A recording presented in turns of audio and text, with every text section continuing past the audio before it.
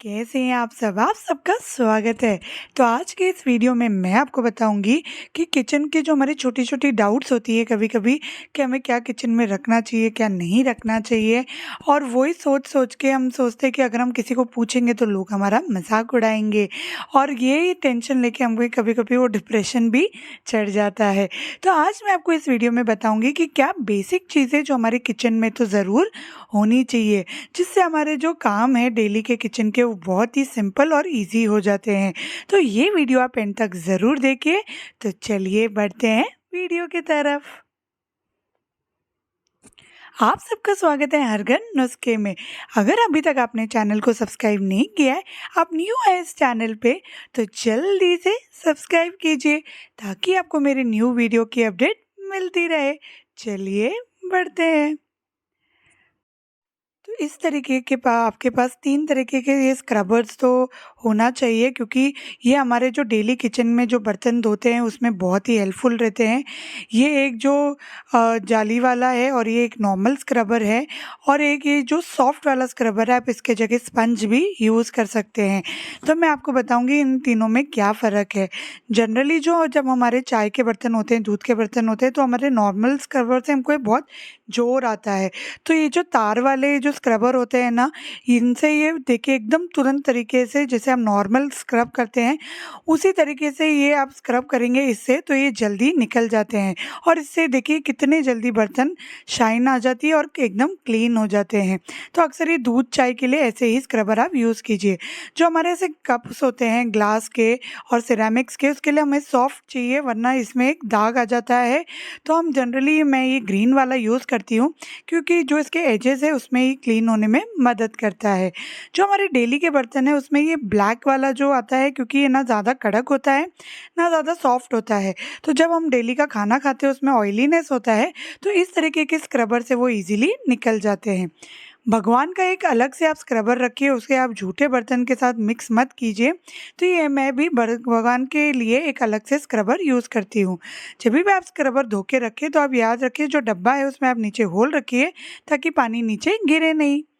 तो इस तरीके से आप 2, एक साबुन का और एक ये लिक्विड का सोप आप हर समय रखिए। लिक्विड का सोप जब भी आपके डीआईवाई आपको बनाने होते हैं उसके लिए काम आते हैं, और ये जो हार्ड वाला सोप है वो हमारे डेली बर्तन के लिए काम आता है।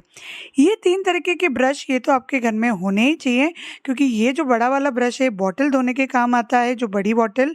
ये छोटा वाला जो मैंने डीआईवाई से बनाया था, ये छोटी बॉटल के लिए, और ये जनरली जो कुकर के सीटी होती है और जो बारीक-बारीक जगह है उसको क्लीन करने के लिए बहुत ही काम आता है।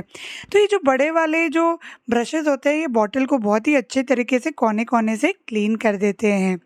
और इसी तरीके से मैंने एक छोटा सा ये रैक है, इसको मेरे जस्ट सिंक एरिया के ऊपर इस तरीके से होल से लगा लिया है ताकि मेरी जो सारी चीज़ें हैं ना वो मुझे ईज़िली मिल जाएँ।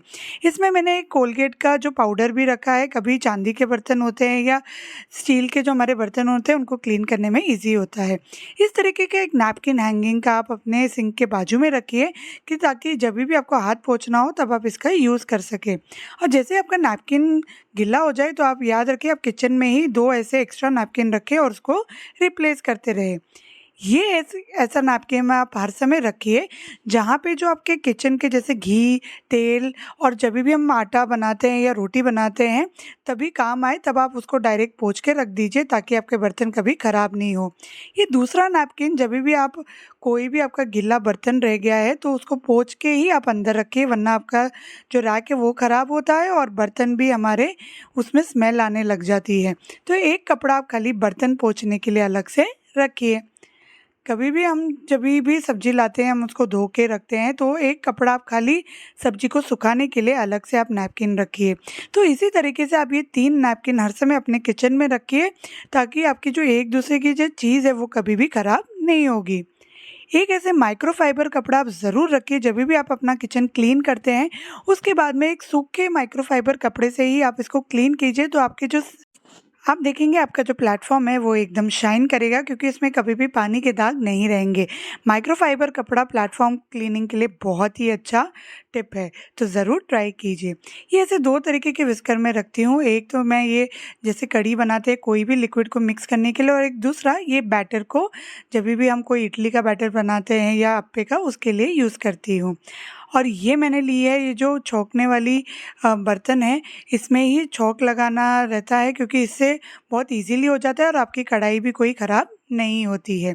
ये 3 तरीके की छलनी मैं यूज़ करती हूँ। ये एक तो जो चाय के लिए काम आती है, ये जनरली इससे मैं खाली चाय छानती हूँ क्योंकि कभी-कभी हम जभी भी छलनी मिक्स करते हैं तो एक दूसरे की स्मेल उस पे आ जाती है।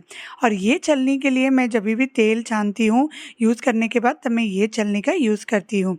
और ऐसी एक बड़ी छलनी जो हमारे दूध कभी हमको छानना रहता है तो उसमें ये बहुत ही हेल्पफुल होती है। तो आप रखिए ध्यान कि आप ये 3 तरीके की छलनी रखें ताकि एक दूसरे की स्मेल कभी भी मिक्स नहीं हो। तो चलिए बढ़ते हैं। ट्रे हम जनरली क्या करते हैं, हम ना जो अच्छी लगती है वो लेते हैं, पर एक्चुअली ट्रे हमें बहुत ही देख के लेनी चाहिए। ये जो राउंड ट्रे होती है ना, ये जनरली जब भी हम कुछ ऐसे सर्व करते हैं तो ये रखने में इजी होती है क्योंकि इसका ये सपोर्ट बनाए रखता है। और जनरली हम ग्लास रखेंगे तो वो गिर जाएंगे। ग्लास आपको इस तरीके की जो रेक्टेंगल ट्रे होती है ना उसमें रखना है।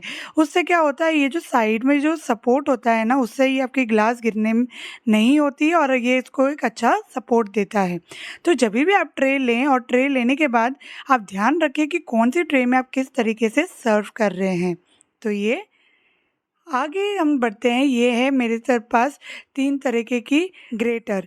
तो आप सोचे होंगे कि 3 तरीके की ग्रेटर, तो एक ग्रेटर जो सबसे छोटा वाला है वो मैं यूज़ करती हूँ जब भी बच्चों को कभी भी सर्दी खांसी हो जाती है तो मुलेठी ये सब छोटी चीज़ें ग्रेट करने के लिए। और ये बड़ी वाली जब भी गाजर का हलवा या चीज़ कभी भी ग्रेट करना है तो हम इस पे ग्रेट करते हैं। आप याद रखिए जब भी आप चीज़ ग्रेट कर रहे हो तो आप इसमें थोड़ा सा ऑयल लगा लीजिए और फिर ग्रेट कीजिए, आपका चीज़ कभी भी चिपकेगा नहीं।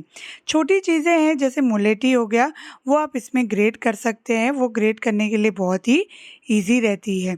जब भी हम चाय बनाते हैं तो हम क्या करते हैं, डायरेक्ट हम तुरंत ही ग्रेट कर देते हैं। तो हम इस तरीके का ग्रेटर लेंगे जिसमें हैंडल हो ताकि वो हीट आपके हाथ में नहीं लगे और आपको बहुत ही ईजी रहेगा अदरक या जो भी नॉर्मल चीज़ आपको कभी ग्रेट करनी है उसके लिए।